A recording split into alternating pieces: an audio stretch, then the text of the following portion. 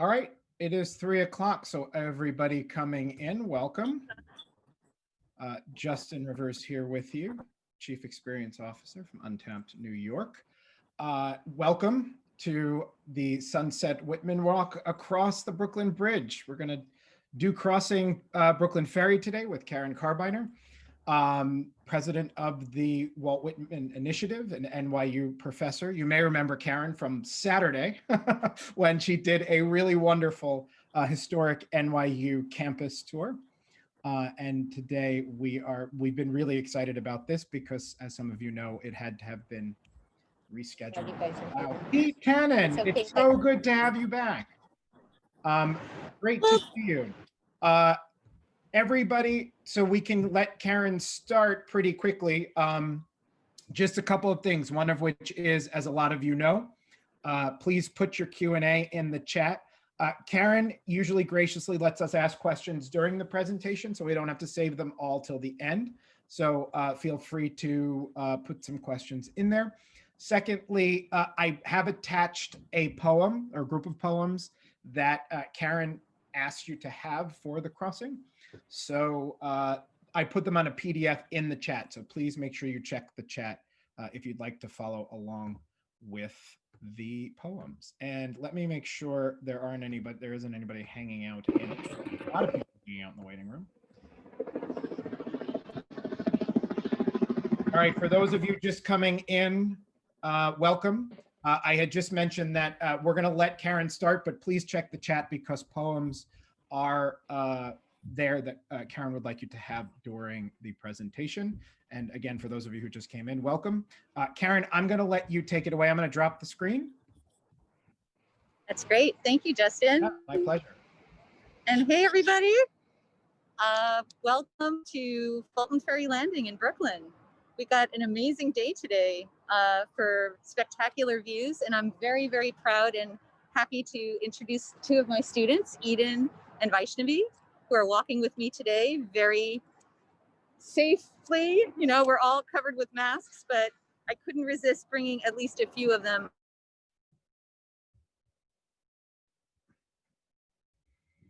Hosting. It's great to be here today. So Justin. Yes.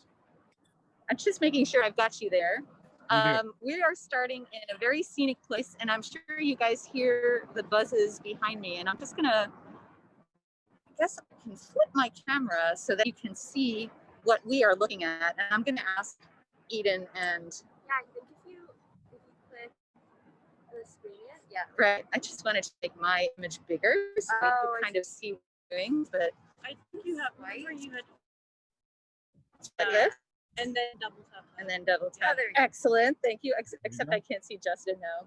That's okay. For a little while, that's okay. That's all right. And Karen, just so you know, you're coming a little bit in and out. So just listen for me in case I lose you. Okay. Let me just. Am I coming in clear now, guys? Yes. Now you are. Okay. So we are here today to celebrate a really beautiful poem that Whitman wrote, first in 1856. He first titled it Sundown Poem. Most people know it as Crossing Brooklyn Ferry, and it was a poem written about his daily commute when he was living in Brooklyn. So where we are standing is the Brooklyn Fulton Ferry Landing. And if you look over behind me, and I'm just going to allow this stable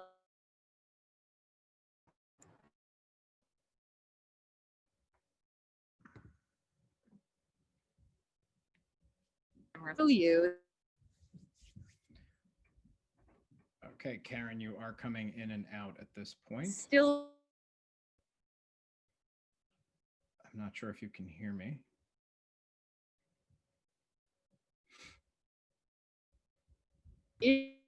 Look at the back spot, you can see Whitman's words. And I'll get a little bit closer to show that off. Crossed from shore to shore, countless crowds of passengers. Stand up, tall masts of Mannahatta. Stand up, beautiful hills of Brooklyn. So it's the consummate New York poem. consummate Brooklyn poem, and it wraps around us here on this beautiful ferry landing. We're looking over at downtown Manhattan, of course. We've got the Brooklyn Bridge next to us. We're going to go up there in a second. But for now, we're just enjoying the scene. And from what I understand, Eden and Vaishnavi, neither of them have been here before. So I'm going to show them everything, including the hot spots to go to. So if I revolve the camera to my right here, I really love this spot because this is one of the few places you could actually dip down and reach the water, reach the East River. And right here, not to give the River Cafe a commercial plug, but it's such a great place for a sunset martini as you're watching the sun go down over Manhattan. Yeah, that's a good thing to remember. You've got a ferry coming up behind there, and I'm going to keep going around. Again, the Brooklyn Bridge is in front of us. And do you guys know the name of the bridge beyond? Manhattan. Indeed, that is the Manhattan Bridge, right? So part of this tour walks through DUMBO, which is of course down under Manhattan Bridge overpass. I think Seinfeld once said, Brooklynites didn't want a section of Brooklyn to be called dumb, so they just added the O for overpass, which you really don't need, I guess. So you can see the really tall towers of the Brooklyn Bridge, and I'm moving around here behind me, and that little building back there is a firehouse built to stave off the fires, because apparently these steam-powered ferries caught fire quite often. And the tower that you see up there had a hose looped into it. So this was built, I think, as late as 1930. They were still running the ferry here, even though the building of the Brooklyn Bridge really cut down on ferry use. Now, one of the main reasons to know about that little building is because the Ample Hills Creamery is now there. And Ample Hills itself, that ice cream company, is named after a line in crossing Brooklyn Ferry. So it's all good, right? All Whitman all the time here. And they have actually a flavor called I Contain Breakfast Foods, which they sell here, which is a take on Whitman's line, I contain multitudes, from Song of Myself. So they even have a Whitman flavored ice cream. So going around here, that is Fulton Street, and we'll be walking up Old Fulton Street in a second, taking a look at some of the sites up there, and continuing to loop around. Sorry about this really lousy camera work, guys. I have to stop here at Barge Music, and indeed it is an old coffee barge that they have converted because we used to be part of the triangular slave trade. There's a lot of coffee imported from the islands, the Caribbean, and they converted this one to good use. This is, I'm not sure it is right now, but it's a music venue, and a really cool one to just like go inside. It's rocking a little bit back and forth, really old school looking, very intimate, a great place to take that same date you're going to take to the River Cafe for the martini that I just mentioned. And then over here, this very sunny spot, sorry about glaring sun, but this is Brooklyn Bridge Park, which is a vast, gorgeous park that actually was built over the water. It was not here when I was growing up in Brooklyn, but they decided to make use of all of these old piers that went out of commission by the 1970s and 1980s when Brooklyn became less industrialized. And they built platforms of land, and now you can see the trees have really grown nicely. It's not even that old, maybe 10 years old. And you can meander through here, you can rent kayaks. If I go a little bit further here, you can see you've got this incredible view of downtown Manhattan, right? That's the old Staten Island ferry terminal all the way at the tip of Manhattan, way over in the distance with a sailboat in front of it. And you see the curve of way downtown Manhattan there. So Brooklyn Bridge Park with this incredible view. And I just also have to put in a shout out for the annual Song of Myself marathon for the Whitmaniacs out there. Next year will be our 17th iteration of the yearly reading in New York City. And I started that many years ago, and it's totally free. volunteer readers, famous people, not famous people, everybody gets together and just reads the poem. It takes us about 2.5 hours. And if you want more information on that, you just need to go to the Walt Whitman Initiative.org website. So would be very pleased to see you all at the reading. This year was the first virtual reading, but usually we're right here in the park. And so I can't help but let the camera linger on this incredible scene, right? The ferries pulling in and out. You really feel the presence of Whitman and poetry in this spot. And indeed, I think, Justin, you've got some slides for me. Could you show that first slide, please? Sure. Just let me call it up. Thank you. And let me play. Terrific. Yeah, that's just a lead slide, but I did want to show people what the ferry looked like during. Sorry? Did you want the next one, or this is the one you wanted? No, this is the one. I just wanted to show people a ferry, like the ferries that Whitman would have crossed on. They look very different from the way we conceive of a ferry right now.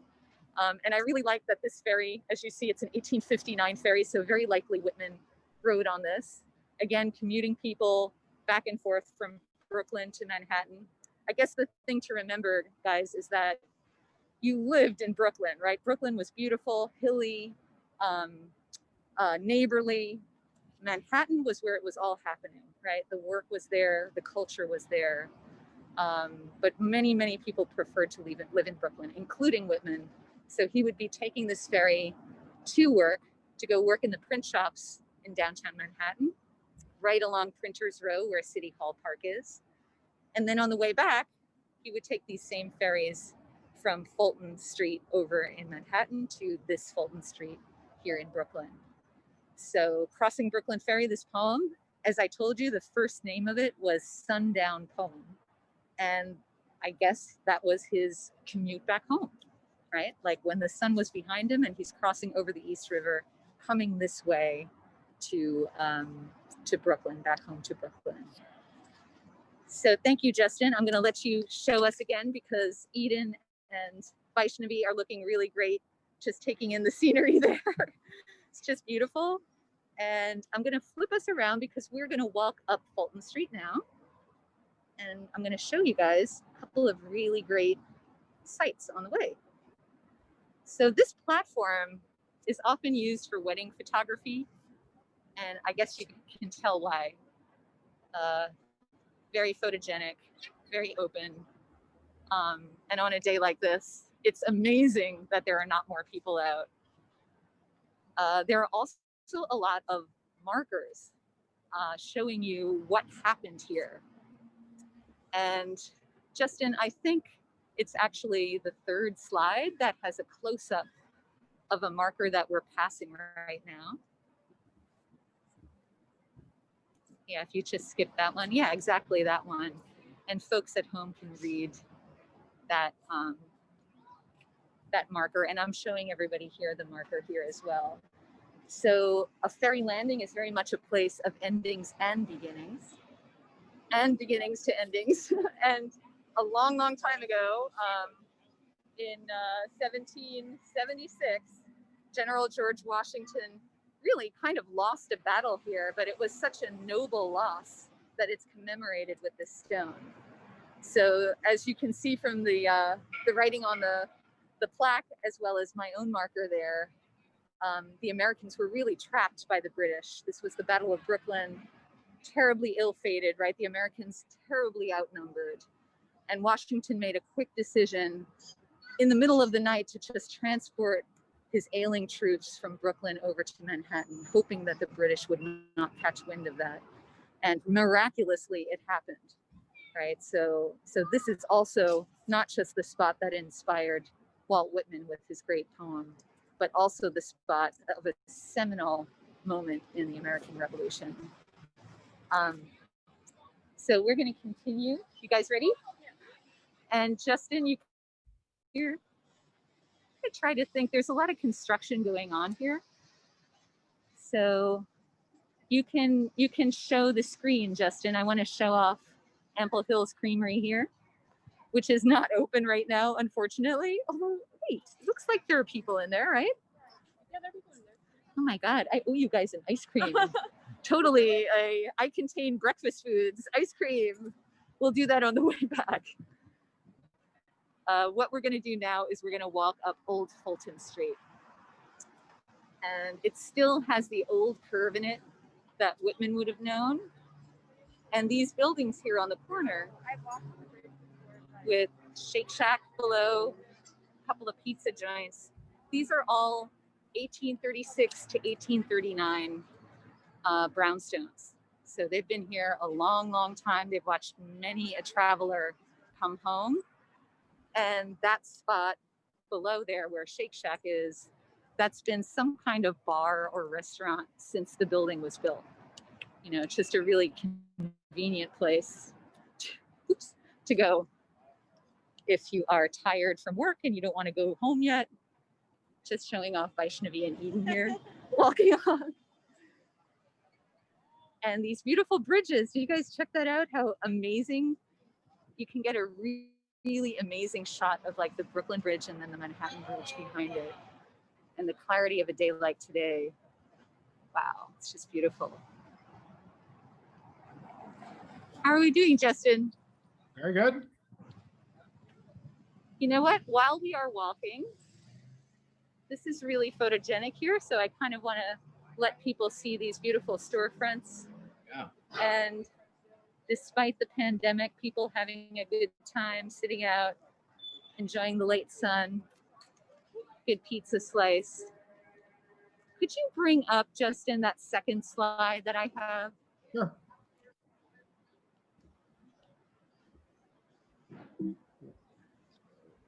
The one right before that, yeah, thank you. So I wanted to show you all a picture of Walt Whitman as he looked when he was wandering these streets. Pretty amazing guy, right? Pretty handsome, if I do say so myself. And the note next to him was written by a woman who knew him when he was walking around on these streets as a young man, when he was first composing Leaves of Grass and thinking about all this beauty that we're looking at too. So, Justin, it's kind of hard for me to read that. Sorry, guys. Sure. Thank you. You want me to do it? Do you mind reading that letter that Sure. she wrote, the beginning of that letter? Surely.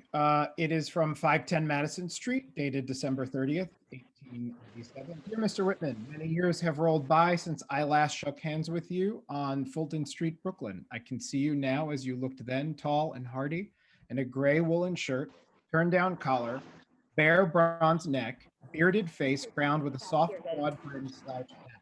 A supple, active form holding a wide heart, awake for whatever might betide sunshine or storm.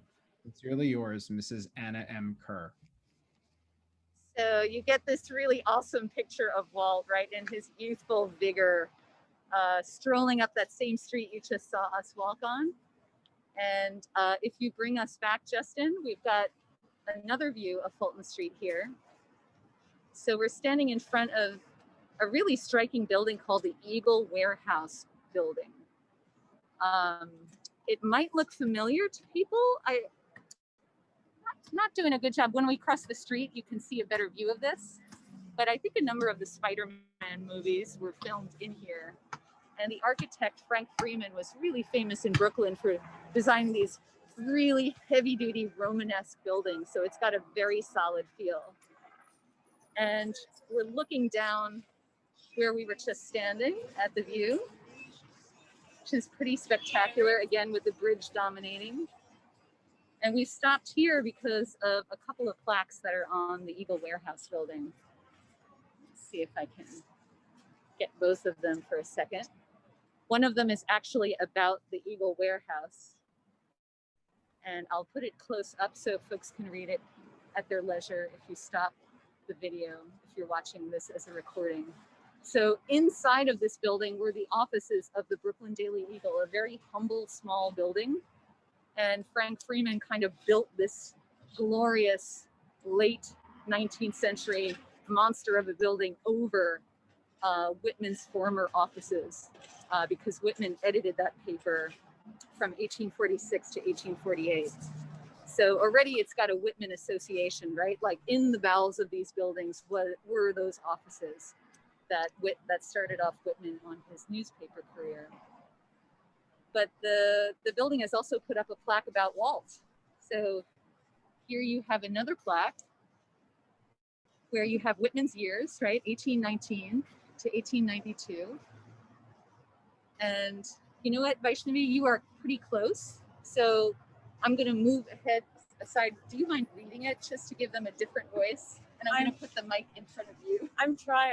Can you see it? Yeah, sort of. Okay. It's getting Walt Whitman, 1819 to 1892. He gave America and poetry itself a new voice. On this site, from 1841 to 1892, stood the offices of the Brooklyn Eagle in its time, a powerful paper from 1846 to 1848. Whitman, not yet 50, but a seasoned journalist, served as its editor for his stand against slavery in newly admitted states. The owner fired him. His years here gave him a ring. It's like having a little Yeah, it's really hard. A ringside seat. Yeah, a ringside seat on the young democracy that would soon celebrate his great work, Leaves of Grass, 1855. These poems would change the way people thought about and wrote poetry. Okay, awesome. And then they have another passage from Crossing Brooklyn Ferry. I am with you, you men and women of a generation, or ever so many generations hence. Just as you feel, you look on the river and sky, so I felt. So Whitman's effort to connect with others. Thank you so much for reading that. It's pretty hard, right? Yeah, like and the words are kind of faded, and you know, guys like wearing masks and talking. You realize how difficult it is when you do something like this. And I'm just gonna pan around here to show you some other things. If you look across the street, guys, I'm gonna give you a good tip about pizza in Brooklyn. You know, pizza and Brooklyn kind of go together. And this place across the way, Grimaldi's, you see that sign by the guy who's standing here? A lot of people consider that Brooklyn's best pizza.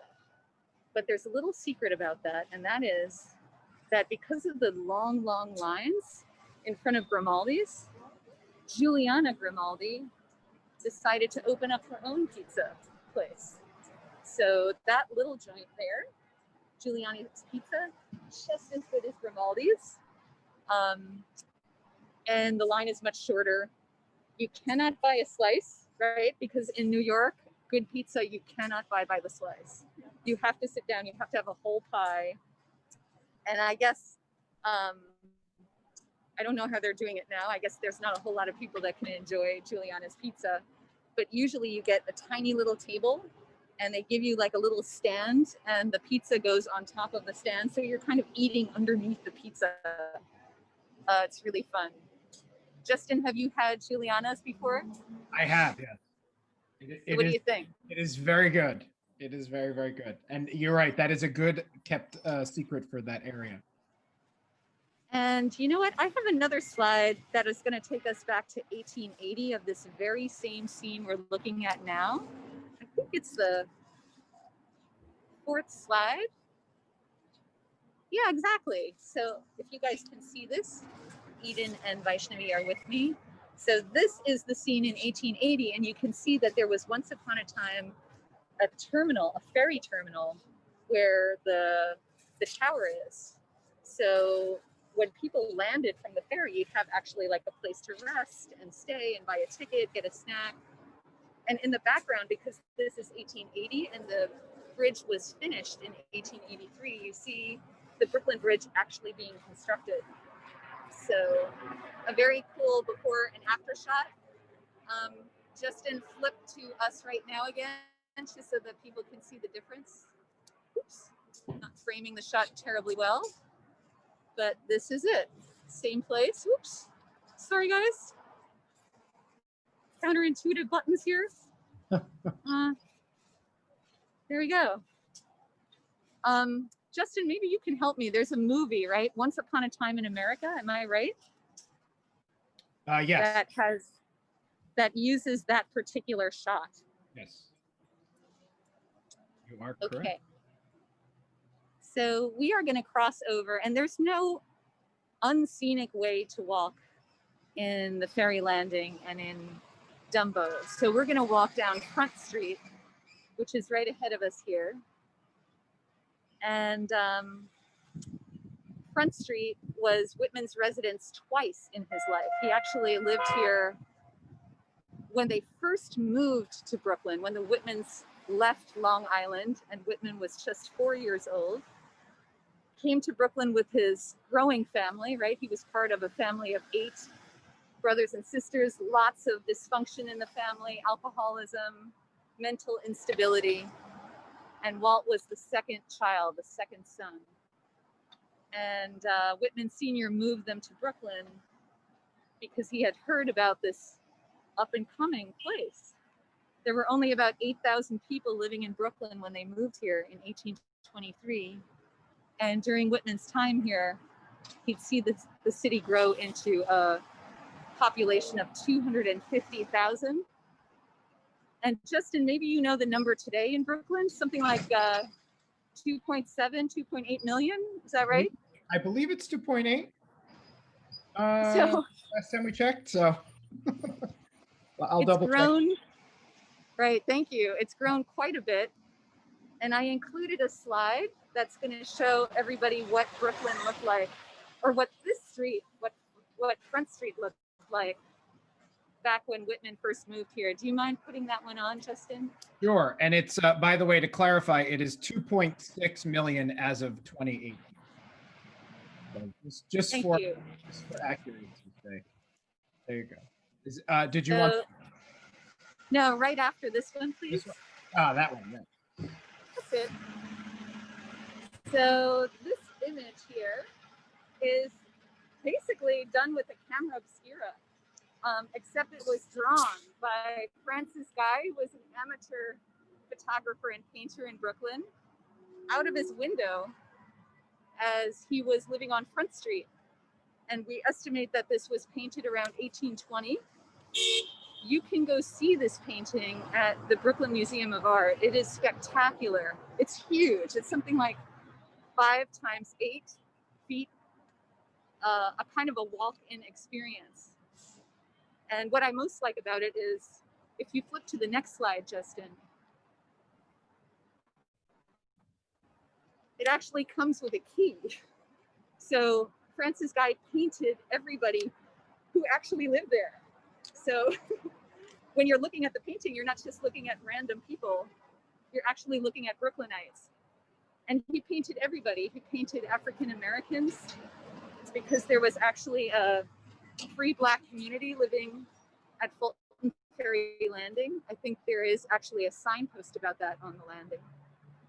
Wealthy residents, poorer residents, animals, chimney sweeps, they're all on there. So I really love this painting and urge people to go check it out. If you flip back to us, you'll see a less scenic part of Brooklyn. But you got to show everything, man, right? Here we are on Front Street today. Still full of life, still full of incredible Brooklynites, and also full of a lot of garbage. So goes it, right? And full of sunshine also today. So as we are walking along Front Street, we are going into DUMBO, and you'll detect, guys, that the feeling of the neighborhood changes, because DUMBO was a industrial area in Brooklyn for a very long time, considered kind of pretty low grade. And then it was bought up by a guy named Walentis in the 1970s and 80s, and he converted it into the luxury neighborhood that it is today. So the reason to pay a lot of money to live in DUMBO is you get the view of Manhattan, right? Like Manhattan doesn't see itself, but when you're in DUMBO, you get a gorgeous view of Manhattan at sunset. And as we're walking here, you can see some of the storefronts here, also some of the construction. right? There's another building going up. And Dumbo, very, very worthy of exploration. In fact, one of my very favorite places of all time is in Dumbo, and I think it's the next slide after the key that we just looked at. Justin, if you don't mind flipping to that slide, please. Sure. So, Justin, do you know Burl's Poetry Shop? I do, yes. This is one of my very favorite places in the world. I love Burls, yeah. And, sorry? I said I love Burls. It's great. It's one of the very few places on earth that is only poetry in the shop, right? It is a poetry bookshop.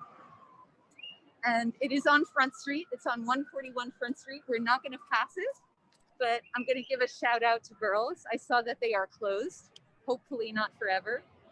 And if you look at this image, guys, Vaishnavi and Eden, you see Walt Whitman as a Lego figure.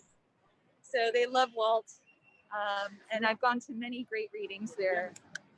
And they deserve a little bit of applause, especially at this difficult moment. So can you bring us back, please, Justin? Thank you so much. So we are enjoying the street life here in Dumbo. And I'm just about to show Vaishnavi and Eden a really cool view. So once we get past this area here, lots of shops. Do they look like they're open, guys? The stores? Some of them, right? I'm sure they are. Yeah, they just maybe are not being patronized as powerfully. Okay, so luckily we have a crossing sign. Now watch this, guys. When you stand in the middle of the street, look through that area. And can I get this on this camera? Justin, you're gonna have to tell me if it works. But the Empire State Building is totally beautifully framed. Got And it. we can't do this forever. We'll have to move. All right, or they're gonna run us over. Sorry, Eden. But again, that's one of the, not too good with the camera. Yeah, but that's such a beautiful shot, right? That is a New York shot right there through the Manhattan Bridge. So you do have a partner bridge to the Brooklyn Bridge, right? The Manhattan Bridge, but you never really hear about it because you can't walk across it. The subway goes across, so it doesn't have the poetry of the Brooklyn Bridge. But still, kind of a really looming, cool presence here in Dumbo. And I'm just gonna pan around here.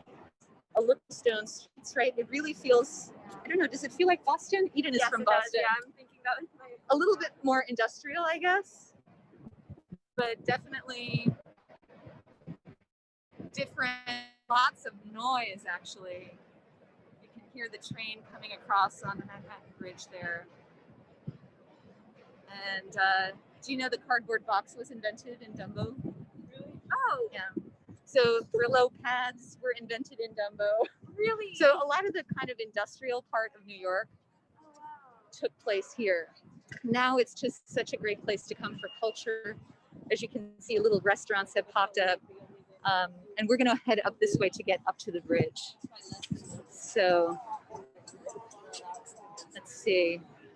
Such interesting street life. I kind of hesitate, Justin, with using the slides, but maybe we could just show, while we're waiting for the light here, that next map of the houses that Whitman lived in Brooklyn. Yeah, thank you. So I made this map because my students never believed me when I said, yeah, he lived in like 17 different places in, less than 20 years. So Whitman moved around a lot, right? We're talking about a guy who didn't have a lot of money. His parents were barely literate, and his father was an alcoholic and a house builder and kind of a really bad money all the time. And this map kind of plots out their moves. So if you're watching the see that the lower numbers are right around Brooklyn Heights, Dumbo, where we're walking. And then later, when they have even less money, they move further out to like Fort Greene and Clinton Hill, east on that map. And if you show the next slide, Justin, there's only one house remaining of all of those houses he lived in, and that's in Clinton Hill at 99 Ryerson Street. And the nonprofit that I run is trying to landmark this house and save it. And it's been a real uphill fight with that. But if there are people who are interested in helping out, I'm hearing more about it. If you show the next slide, Justin, please. At the whitmaninitiative.org site, you can read about our efforts to try to commemorate the very place that Whitman actually finished his book, Leaves of Grass, kind of the cradle of American poetry. So, but for now, you can put us back on, please. And we're taking a stroll up Washington Street. So we're leaving Dumbo behind. I'll get another shot here. And I want my students to actually pay a lot of attention to how we're walking, because finding how you access the Brooklyn Bridge is not always so easy. So if you're exploring Dumbo, you go up Washington Street. Now we finally have the light here. All right, guys. And we just continue up, and there's a little underpass you have to go under that's not really marked to get up to the Brooklyn Bridge. So let's see. Oh, thank you. Just a couple of other things I wanted to show, maybe while it's not terribly scenic, although this is really cool. Guys, this is Photoville, or actually I think these are just signs for Photoville. Have you heard about this? No idea. Oh my goodness. So let's see if we have, here we go. So Photoville is this yearly celebration, and I didn't go this year because of COVID, but it's a spectacular kind of celebration of great photography. So I guess this artist here, Flamingo Bob, is exhibiting his work. Absolutely beautiful. Prettier than my slides. So we might as well show you guys these as we're cruising up here. It's what you gotta love about New York, right? Like every space has some kind of character because of the people who live here. And here's some more. What do we have here? It's not sure what this is celebrating. We don't have the, but when we get to it, we will see. But some really striking portraits as we're walking around. And we just, in my class, just talked about the beginnings of photography and cyanotypes, so really worth pointing these out. Portrait of Grief. Okay. So, Justin, I had a couple more slides that I just want to show briefly before we ascend to the bridge. So there was one of Whitman's, a little bit further back, of Whitman's book. Now, an earlier slide, please. Whoa, that's fast. Scooters are flying around us. I just wanted to show everybody the book, Leaves of Grass, that Whitman actually printed in Brooklyn Heights, not too far from where we're walking right now. A handmade book. Couldn't get anyone to print his 12 very radical, very revolutionary poems. They were very open about sexuality, about politics. So he decided to print it himself. And he asked his friends, the Rome brothers, to help him do that. And you have this book. Now, Justin, could you just show us for a second, please? Because I have to show everybody something here. Thank you. So we've been walking on Washington Street. And we are now about to ascend up to the Brooklyn Bridge. the promenade here. And see this little alleyway? This is where you want to go up. It's not even marked, but that takes us there. All right, and I'm going to take the camera up there so folks can see how it works. There's even a railing here if you have a bike, so you can bring a bike up to the top of the bridge.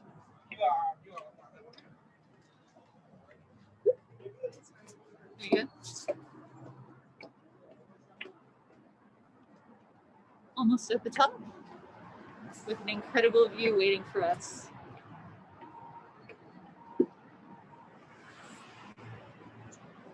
Check it out. On top of the world. So here is DUMBO that we were just walking in on our right. And you can see that Manhattan Bridge and the subway. By the way, these buildings, see these buildings, the beige ones with the green? So until about 10 years ago, Jehovah's Witnesses had a very big presence in Brooklyn Heights and DUMBO. And all of their buildings had this tan coloration and the green windows. They sold everything, and they probably bought a city out west or something, but they had a very, very powerful presence. And I got to know some of them because the Whitman class that I taught, there were a few of them that actually took the class. There was a lobbyist that took the class, so I learned a lot about them. But they published their magazine here. I think it was called, God, Justin, help me out. Do you remember it? Watchtower. The Watchtower, right? Which I'm not sure if the neon is still here. We'll see in a moment as we walk. So Brooklyn, a mix of so much wonderful energy. See at the top of this building here, Black Lives Matter. Cars swooping by us. One of the great things about the Brooklyn Bridge is that pedestrians are middle and center, right? The cars are lower and on the sides. So it's not like your typical bridge where the pedestrians are sort of the outliers, have to deal with sort of like the edge. We are really in the middle and experiencing the most beautiful part of this bridge. And I always think it's amazing. It was the first suspension bridge, I think, in the world. Does that sound right, Justin? When it was built? It was not the first, it was the longest when it was built. Longest, thank you. No problem. Our oldest bridge spanning the East River, finished in 1883. And I should tell these guys something here about the passage. So you guys see how there's like a lot of lines on the road? We have to walk all the way on the right because there are bikers that fly past, right? They're headed towards Wall Street or coming home from Wall Street. So just be careful and tuck in. It doesn't look that busy today. We're really lucky. Actually, I've never seen it this uncrowded, Justin, on a weekday. Yeah. That's amazing. Even on such a nice day, yeah, it's a little bit of a different world up there recently. Yeah, I guess because there are no tourists. Yeah. But this is a great time, guys, to go out and to walk the bridge. Like, you will never see it this uncrowded during a regular time. Let's see. Yeah, I had a couple of other slides, if you don't mind, Justin. Sure. Past the Burl slide. Oh yeah, right there. Just a note, just quickly, guys, that Whitman started very early in the newspaper business. He had to drop out of school at age 11. So he really learned to love language. Oh yeah, sorry, we have to cross actually. Thank you. Okay, thank you. See, we almost got run over. That was my fault. Sorry. I'm getting confused. Anyway, just some images. I love that image of the beardless Walt Whitman. You never see him without a beard. But I suppose when he was young, he didn't have one. And that's a works progress administration artist, Daniel Celentano, who is doing that image. And next slide, please, Justin. just a slide showing that Whitman actually helped build Brooklyn. He didn't just live in it and work in it. These are notes for the construction of a building on Cumberland Street, penned by Whitman himself. Looks like Walt was a contractor. So these are at the Library of Congress, and just phenomenally accurate notes about house building. So I had these in an exhibition I did last year called Poet of the Body, New York's Walt Whitman at the Grolier Club, co-curated by Susan Tain and myself. So just loved seeing these documents in person. And just one more slide, please. Just a sign that Whitman also had fun when he was in Brooklyn. This is his marine bath swimming ticket. He had a season ticket to swim in Brooklyn. They used to have baths next to the East River. And you can just imagine the Poet of the Body just loving hanging out over there. And on the reverse of that, you have some notes from Mason, you know, apparently scribbled by Walt himself. So thank you, Justin. Stuff to think about with Whitman in Brooklyn. And we can't get enough of this scene. So let me see if I can pan over here. So this is DUMBO, right, on our right. And if I come back over, guys, abysmal camera work. My students are really gonna hassle me, I know about this. Going around Manhattan in the background. And here is Brooklyn Heights. Below us, on either side, here are the cars leaving Manhattan. And on this side, way fewer cars going into Manhattan at this time. And in the middle, all sorts of good stuff. He was lip syncing, guys. He was lip syncing, totally lip syncing. Did you see that? He was lip syncing. All right. I think so.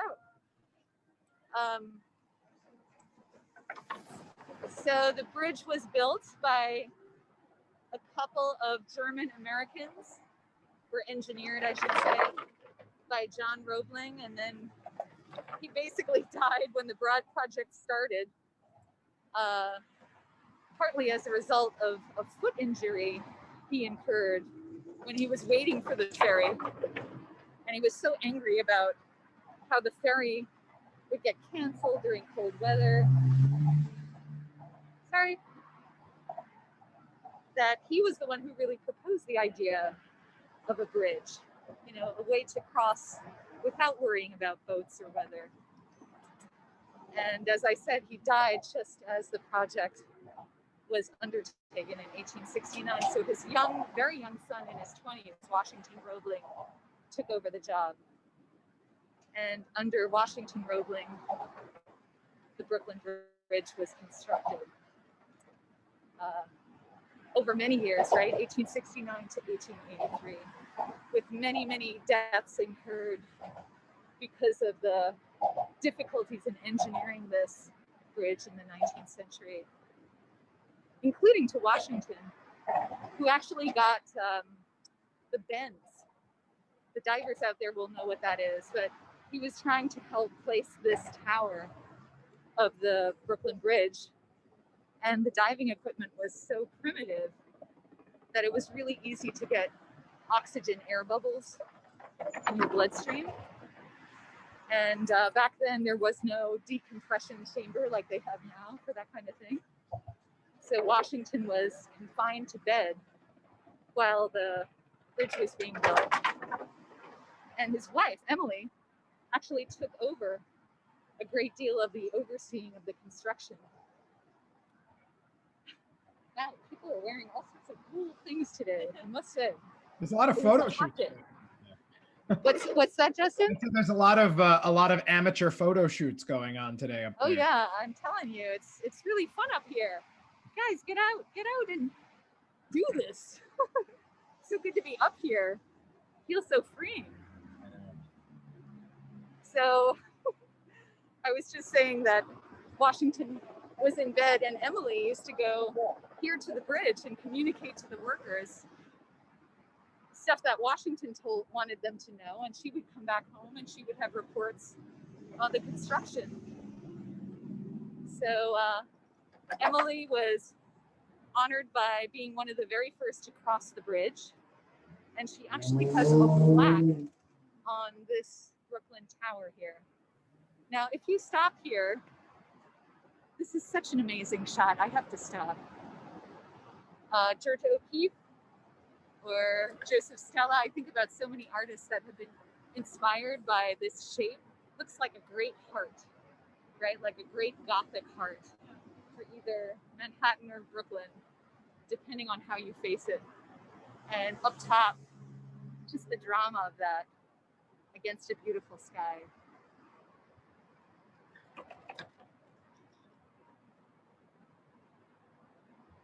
So we're walking up to this first caisson.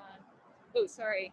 I actually don't know. Do you know, Justin? I used to say that these were called caissons, but I'm not sure that that's the right word. It's a tower. The caissons are actually holding the tower in place under the riverbed. Thank you. Yeah, I knew they were in there somewhere. So we've got a lot of really interesting plaques here about the construction of the bridge and the reconstruction of the bridge beneath it. But I'm going to show you guys my favorites. Going around this side. Everybody going home in their helicopters here. You hear a lot of those. There's a helicopter pad down there for Wall Street. And over here,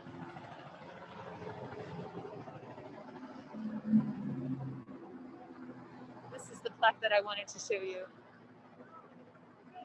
So, hey Eden, how do you feel about trying to read this? I'm gonna hold it up so that the mic is in front of you. All right. The builders of the bridge, dedicated to the memory of Emily Warren Roebling, 1843 to 1903, whose faith and courage helped her stricken husband, Colonel Washington A. Roebling, CE, 1837 to 1926, complete the construction of this bridge from the plans of his father, John A. Roebling, CE, 1806 to 1869, who gave his life to the bridge. Back of every great work, we can find the self-sacrificing devotion of a woman. This tablet erected 1951 by the Brooklyn Engineers Club with funds raised by popular subscription. All right, thank you so much for reading that. And how do we feel about this sign? How about that back of every great work? And then, you almost said 1851. It might as well be 1851, right? It's like back of every great work. That's where the women are. All right. I love the fact that she got a plaque, but maybe this could use a little bit of an update also. Poor Emily, doing so much work. All right. Why don't we go and enjoy the view, guys? This is just, I have to tell you that it is never this uncrowded. To just see this with such open space, there's usually like rows and rows of tourists here. So we're up here at the Brooklyn Caisson and we're looking down at the Brooklyn Bridge Park that we talked about before. And if your eye continues to go downward, it is actually clear enough that you can see the Verrazano Bridge in the background. If you look over there just next to the tower, if you guys are looking right there. And the part of Brooklyn that's going down that way besides Brooklyn Bridge Park, and you see how extensive that is, that's Red Hook further down in there. Still industrial, right? You still see some shipping going on there. Really interesting part of Brooklyn. And then do you guys know what that island is?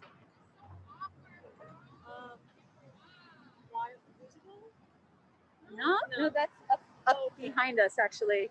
The island we are looking at. And Justin, is this too bright for the camera?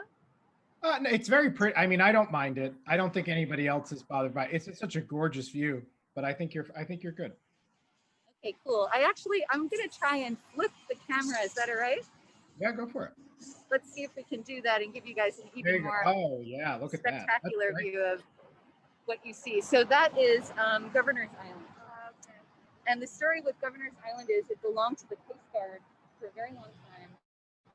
And it's actually way bigger than it looks. It's, I think, 120, 130 acres, something like that. It has its own airport on there. You can now take a ferry there and just hang out. It's really pretty. Those buildings that we're looking at, not the really modern one there, but the ones behind them are Civil War era. And you can kind of explore there. They have all sorts of events there in the summer. And I think, I'm not sure if the ferry is still running. Do you know, Justin? Is it? No, I think it's either the last weekend in October or last weekend was the last weekend the public could go. They closed down for the season and then open again in the spring. All right, so we have to wait to enjoy it, but it's so worth knowing about. And the other fun part of history is that when the Coast Guard decided to sell, a lot of entities put in bids for that island, including NYU.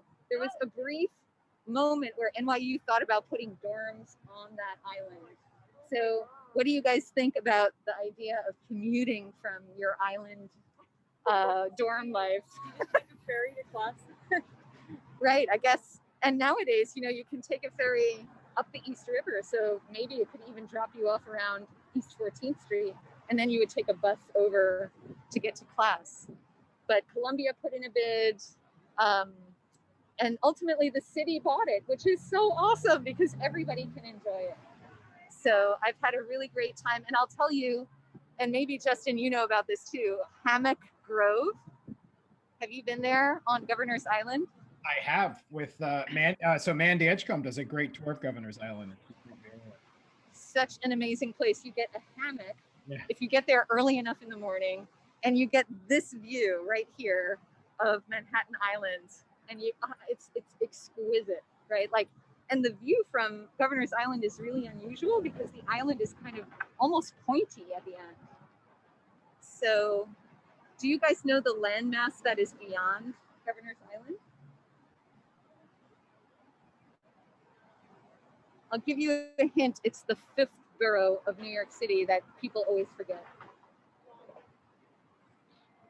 Staten Island, yay! So that is Staten Island, and for free, you can take the Staten Island ferry. We don't see one in action right now, but there is one at rest. Do you guys see, like, it's like a cruise ship, basically? So you can go back and forth, and in fact, poets have written about this, like Edna St. Vincent Millay, one of my favorite 1920s poets. She wrote a poem called Recuerdo, where she wrote about going back and forth on the ferry all night, just writing poetry, hanging out with her friends. Karen, yeah. We lost your camera. Oh, I did. It went dark. And then accept. There you go. You're back. Sorry, I think I got a call. Oh, yeah. Sometimes that happens. You get a call or text. It'll shut the camera off. No problem. You're back. Okay. I was just pointing out here to the right, the view of Manhattan and the Staten Island ferry at rest, waiting to cross. And of course, you've got the view of the Statue of Liberty there as well. So rather than pay for the tourist price of the Statue of Liberty tour, you can just take the free Staten Island ferry and enjoy the view gratis, right? With spectacular views. And here we're looking at downtown Manhattan. There's actually a couple of NYU dorms down here. Do you guys know about them? There's a dorm near the seaport. So you all are looking, and no, Gramercy is a little bit further up this way, but there's a dorm down here by South Street Seaport. And I'm not sure how well my camera is doing, but right down here, that's where the Fulton Ferry Landing is. And that, of course, is the counterpart to the Fulton Ferry where we were standing before. So the other end of the crossing Brooklyn Ferry column. And if we cross over, we can just walk over here and look at the other side.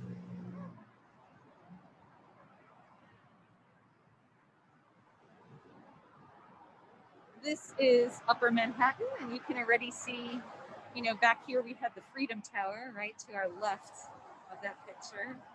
And then if I go beyond here, you can just see the Chrysler Building, Empire State Building, and of course the looming presence of the Manhattan Bridge here. And you know what, guys, I want to show, and this tower is preventing me from doing it, so let's move down here. There's some cool things down below in Dumbo that I wanted to highlight. Justin, is the sound okay with all this traffic roar? Yeah, no, it's okay. It's a din in the background. It probably sounds louder to you than it does to me. All right, cool. So I wanted to show this, and forgive me again for this lousy camera work. That is Jane's Carousel. So that's a historic carousel that was repaired as part of the takeover of Dumbo when it was bought in the 1970s. And it is an absolute treasure. Like, you go, the horses, it's exquisite. And to come here at night when they're showing films right below, and I'm not sure if I can get the green here, but in the summertime they show films down here in the green area, and then to go for a carousel ride, and you can look out over the water and see the boats illuminated. There's a lot of really cool restaurants here. I'm going to pan over so you can take a look at some of the rooftop venues. Probably some of those are private, but you know, worth exploring. And now finally we're going to walk. Oh, and look at the lone sailboat there. That's such a picturesque shot. What a beautiful view they must have also. I'm going to walk us back around here. Oops. And you have another beautiful view here. Lots of great color. Wow. I kind of wish I had my camera. It's so great. And we're going to swing around and look at Brooklyn Heights one more time. This is Brooklyn Bridge Park. And we're kind of back to square one. So guys, do you mind if we go to this corner over here, where I think that would be a great spot to read the poem?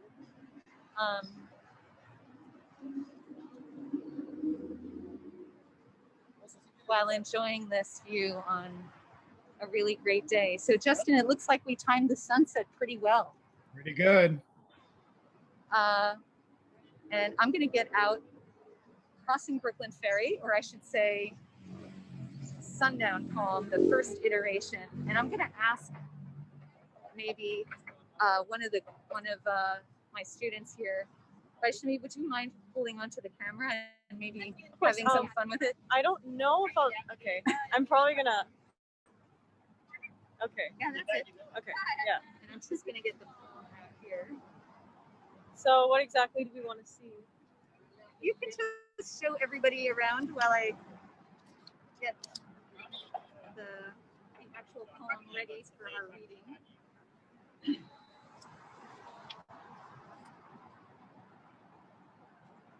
And I'm gonna show off this. okay, yeah. Yeah. I brought my packet too. Is it the Oh, same? great. Yeah, it's the poem here. So you guys can actually, if you like, lean against this, which is a nice place to sit. And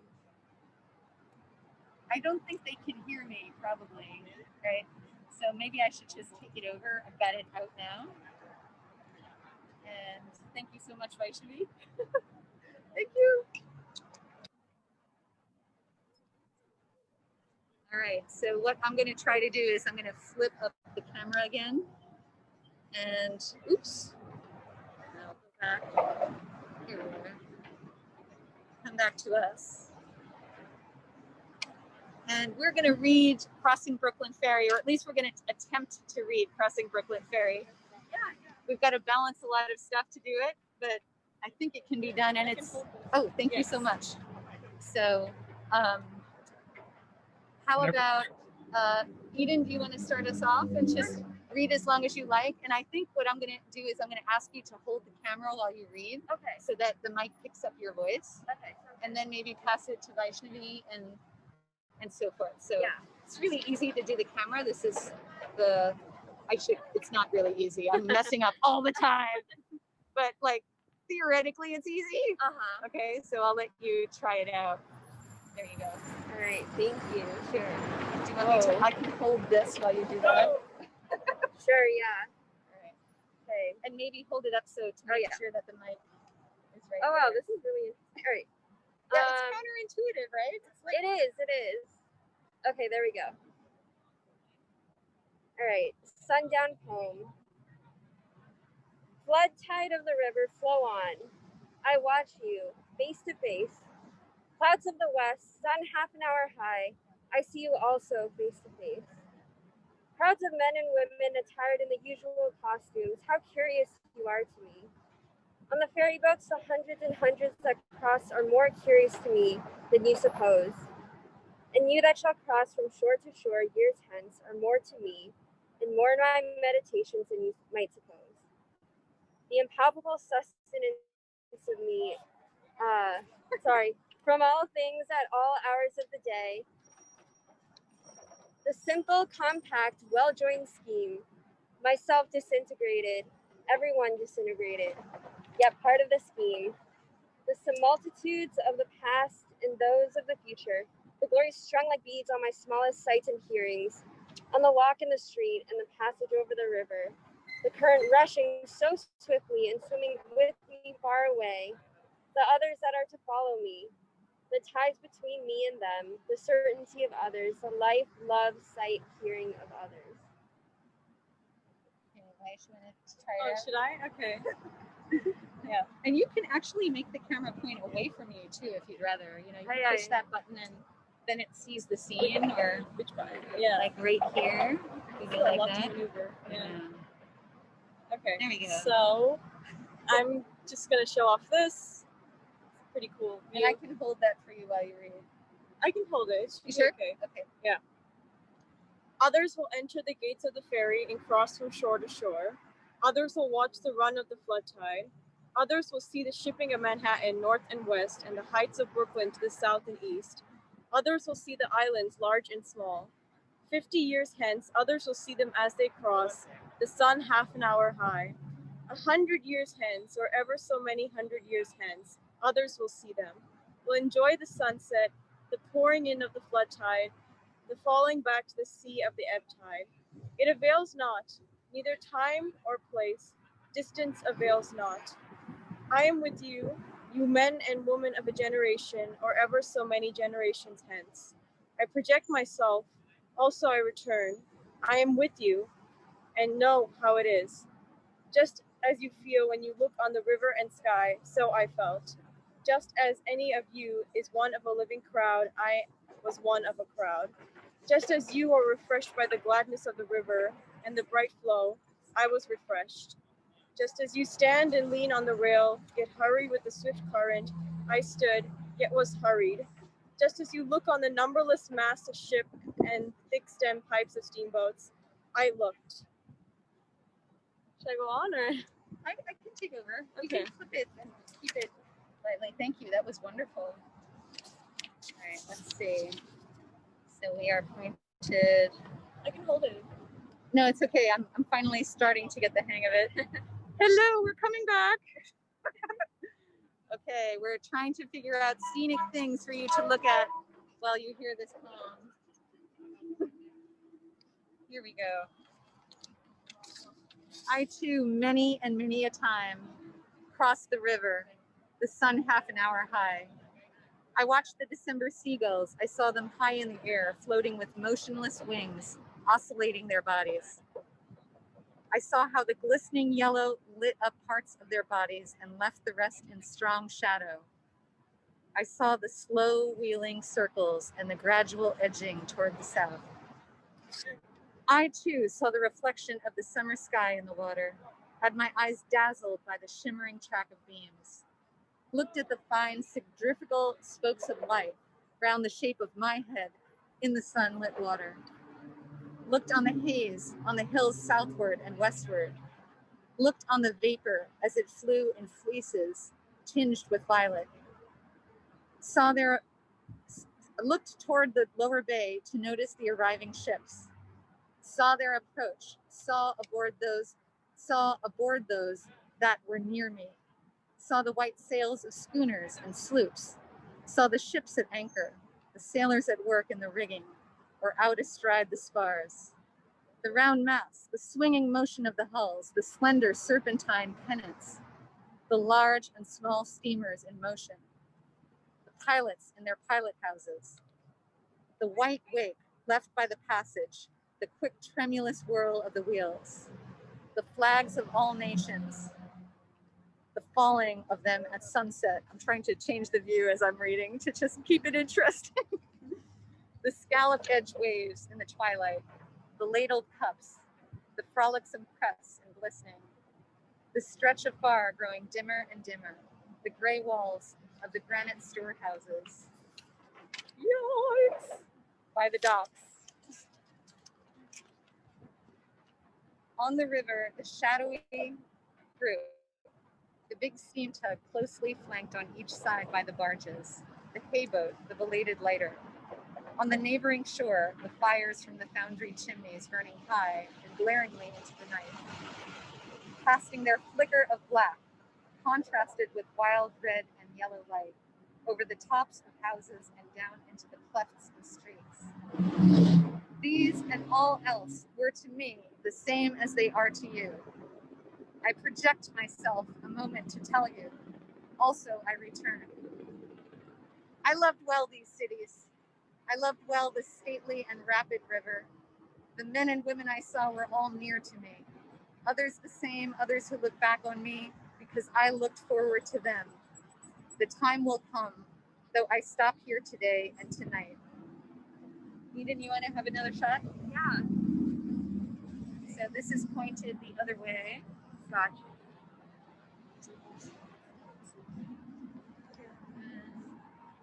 Okay, I can hold it. Sure. I love this line. What is it then between us? What is the count of the scores or hundreds of years between us? Whatever it is, it avails not. Distant avails not. The place avails not.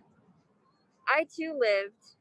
I too walked the streets of Manhattan Island and bathed in the waters around it. I too felt the curious, abrupt questioning stir within me. In the day, among crowds of people, sometimes they came upon me. In my walks home late at night, or as I lay in my bed, they came upon me. I too had been struck from the float, forever held in solution. I too had received identity by my body, that I knew was of my body, and that what I should be, I knew I should be of my body. It is not upon you alone the dark patches fall.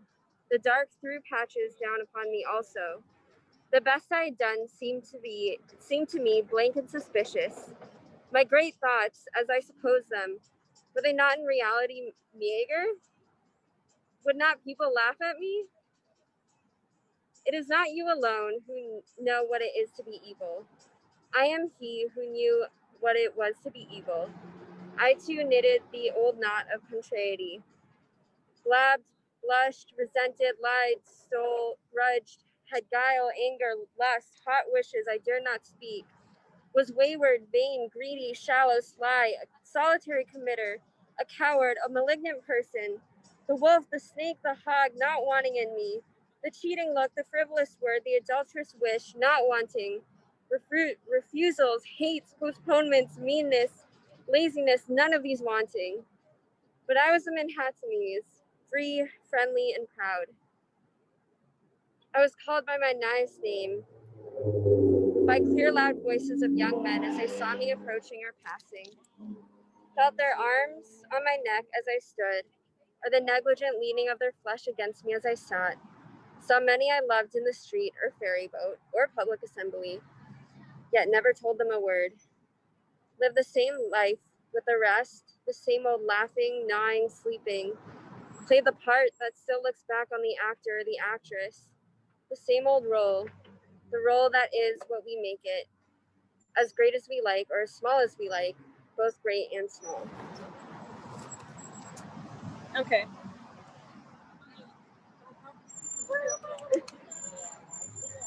Closer yet I approach you. What thought you have of me I had as much as you. I laid in my stores in advance.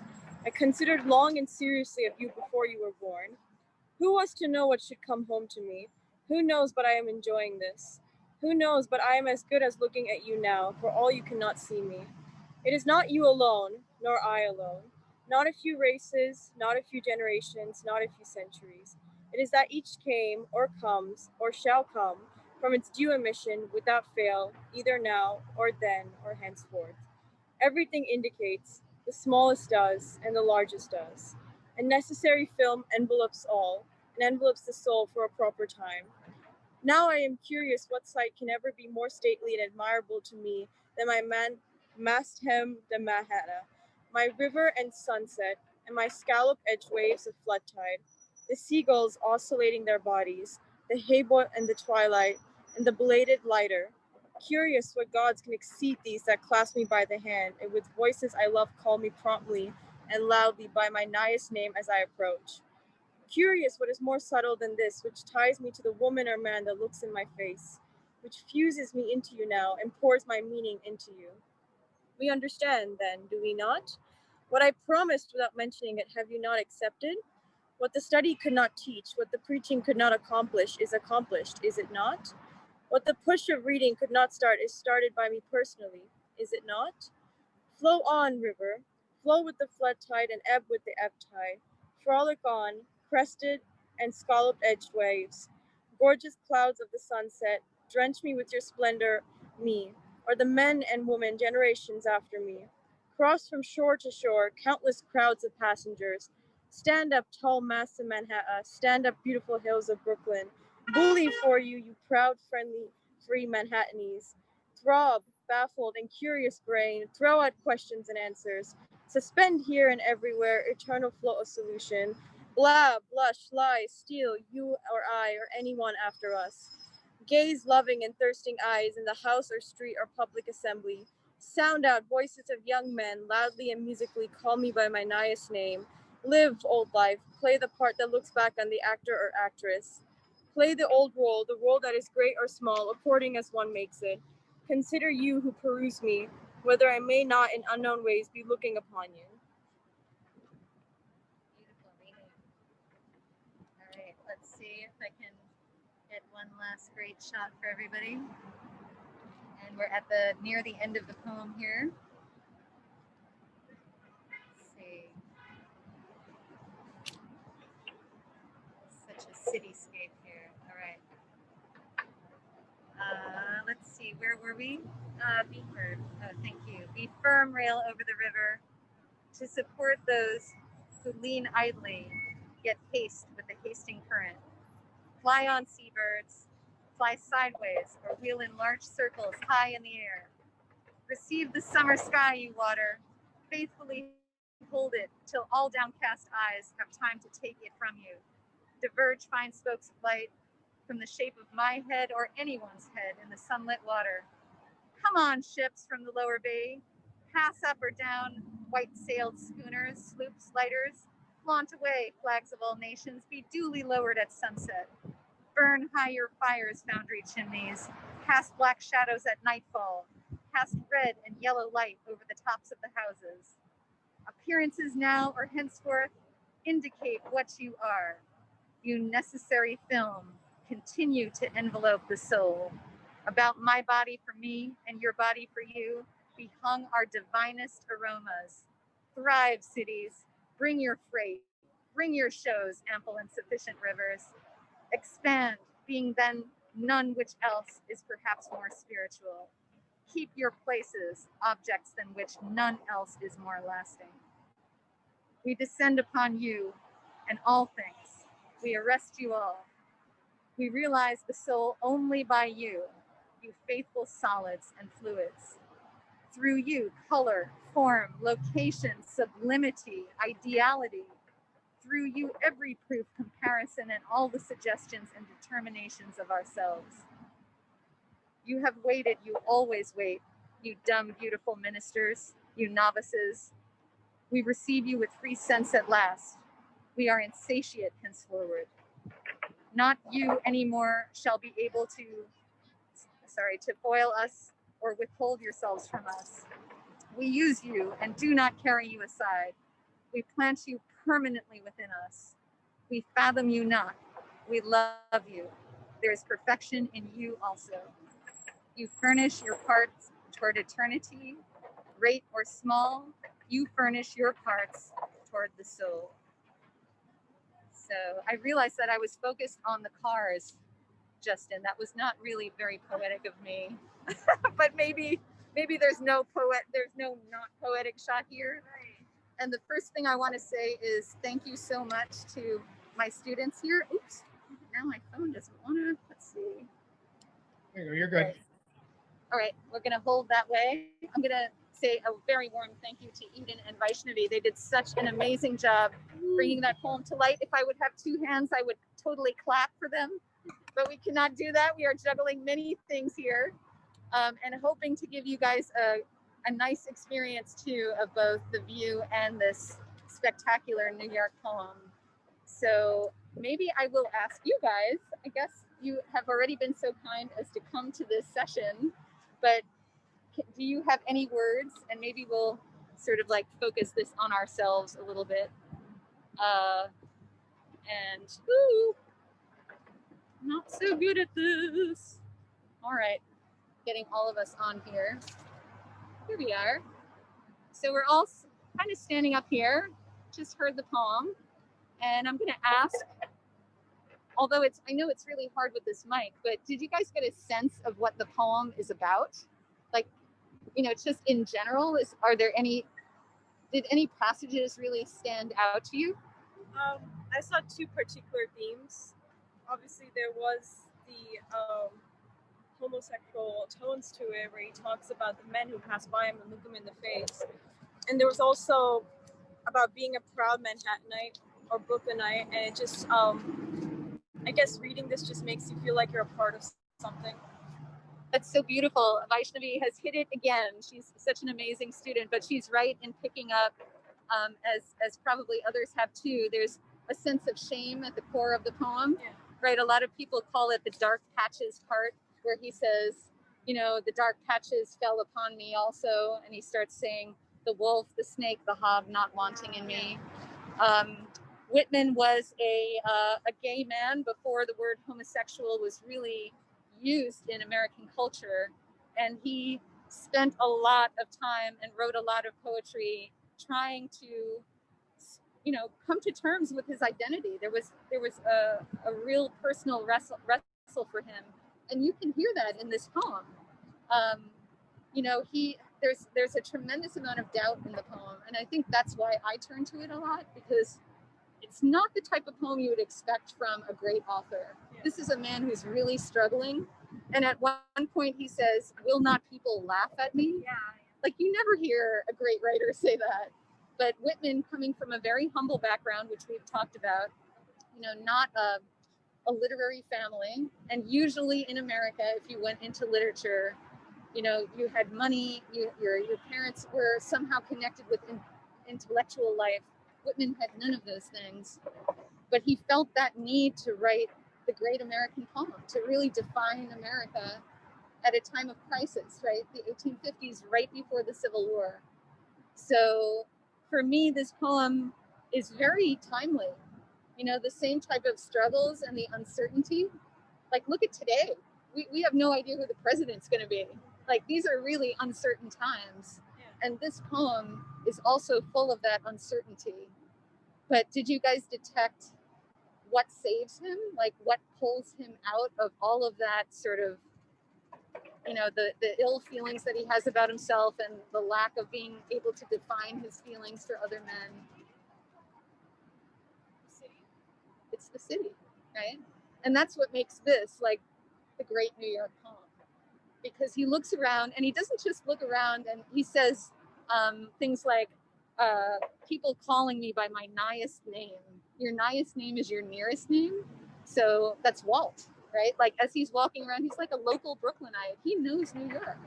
So not in a fancy way, but the guy who's the ferry boat captain or the garbage collector, like, they would say his name, and he would feel that sense of connection in a city as maybe you guys are beginning to feel here?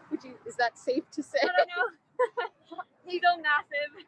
Harder when you're a student, I think, to feel that, but I think, you know, it can come, and the city has this amazing bond that is felt during times of crisis, right? Whether that was, I remember during 9/11, and Justin, you probably do too, or like even at this time, right? Just I don't know, I feel the sense of quiet today, right? Like people are really sort of quietly crossing their fingers and just thinking what's going to go on next. Introspective and tired, I think everybody is. What's that, Justin? I said introspective and tired, I think maybe the theme for New York today. Thank you, exactly. So Whitman is really not just, I know he often gets this label, America's poet, whatever that means, but he really is the poet of New York. Yeah. And this is the poem of New York, in that the energy that he feels from the city, the creativity of the other people around him, just the passing by of bicyclists. And I'm going to flip this away from me here, because this is what Whitman is talking about, right? All these people and all this energy, not necessarily so connecting with you, but somehow giving you strength to go on. And you might have noticed that he talks about connecting not just with the people around him, but people in the future, right? Generations to come. Right. Exactly. So if we go back to, and I'm trying to do many things at once here, but I will get there.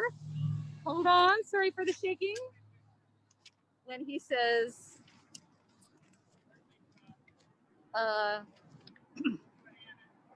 it avails not time nor place, distance avails not. I am with you, you men and women of a generation, or ever so many generations hence. I project myself also, I return. I am with you and know how it is, right? Like he's actually reaching to us, and he loved to do this in his writing, to try to bounce off the page and be actually real for people. And Justin, I guess maybe in another tour for Untapped Cities, I talked a bit about this, because he was a printer and he would print the books, right? He wouldn't just write the poetry, he would actually print the words. So in a very real way, he was a material poet of the body, right? You actually held him more or less when you were holding one of his books. So his attempt to deliver himself to us, to connect with us spiritually and physically, you know, probably an impossible feat, but so many people have gotten soulless. I know myself, right? I turn to this poem at moments of crisis. This is where I go. And I guess the central question of the poem, that's the part where Eden, you started reading. And I was so happy that you said, I love this part, because this is, right, the big question of the poem. What is it then between us? What is the count of the scores or hundreds of years between us? Whatever it is, it avails not. Distance avails not, and place avails not. I too lived. I too walked the streets of Manhattan Island and bathed in the waters around it. I too felt the curious, abrupt questioning stir within me. In the day, among crowds of people, sometimes they came upon me. In my walks home late at night, or as I lay in my bed, they came upon me. So you get this image of Whitman just being troubled like we are, right? Like not being able to fall asleep, going out for a walk instead, somehow finding in that New York state of mind the type of energy he needed to produce this type of writing. He had it coming from nowhere else, right? No money, no mentor, no schooling, but the city's energy really delivered it to him. The city, past, present, and future. So, Justin, I am ranting. That's what I do. And I apologize to my students for doing it, but I just am in love with the poem, and I feel like we have a very special moment up here with the sun coming down. I mean, it could not be more exquisite. And who are those guys that were around us before? The monks in the saffron colored robes. Do you know, Justin, who they were? I mean, they look Tibetan, but I couldn't see for sure. Though, I mean, those are Tibetan colors. I don't think they were Hare Krishna, but I couldn't see perfectly. I think you're right. They were Tibetan monks. I mean, what more of a blessing could we ask for here? I know, seriously. They had nice big smiles like Tibetan monks do.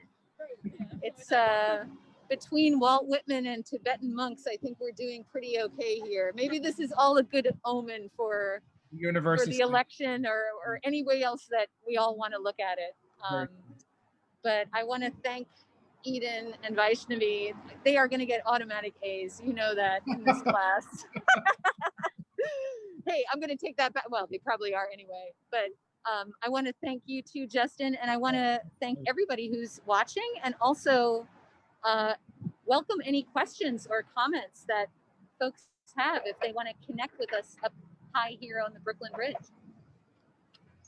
We did not have any questions come through during. We definitely had some great praise. Gareth said, beautiful, thank you. Gregory said, very cool, thanks for sharing such a great experience with us. Gregory also said, when you asked about what saved him, he said the inclusion of others, the others who will follow, the lie, love, sight, hearing of others. Janet said, awesome and more inspiring with the sunset and the Tibetan monks. Very true, Janet. So that seems to be what's coming in. You know, just a really beautiful moment at a time where we all needed a really beautiful moment. So I am very appreciative of it. It was, I think it all worked out this way for a reason, Karen. We landed on this day by hook or by crook for a reason. I think, and those Eden and Vaishnavi and others listening will remember that I had planned to do this tour a couple of weeks ago, and wildly my keys fell into a New York City sewer right before the tour. So thank you for those of you that are returning from that time. I mean, that was just so ill-fated and strange. 5 minutes. Now maybe, now maybe we can understand that better. Maybe this moment was meant to be, because certainly I have found some solace and peace just being up here on this beautiful historic structure with two incredible friends and you guys out there just listening in. So really pleased to bring the world out here to this very inspiring moment. Really great. Thank you, Karen. I will say, and I think I said this when you did the Walt Whitman walk to Walt Whitman, I forgot where I found it, but there was a quote from Whitman when he came up to New York at the end, towards the end of his life in 1878. He saw the bridge mid-build. And he has a really great quote. If you don't mind, I'm going to share it again, Karen. Oh yeah, please do. He declared after his visit, quote, seeing the bridge was, quote, the best, most effective medicine my soul has yet partaken. The grandest physical habitat and surroundings of land and water the globe affords, mainly Manhattan Island and Brooklyn, which the future shall join in one city of superb democracy amid superb surroundings. So 10, 20 years before Greater Manhattan was formed, Walt Whitman knew by looking at the bridge you're standing on that this bridge would unite the city that he loved. And I use this quote on my Brooklyn Bridge tour when we're down at Fulton Ferry, because I always thought Walt was a mystic, you know. So I love it so much, Justin. Thank you for reading again. I love the idea of New York being the city of superb democracy. yes. And I think that's kind of the point of crossing Brooklyn Ferry too, right?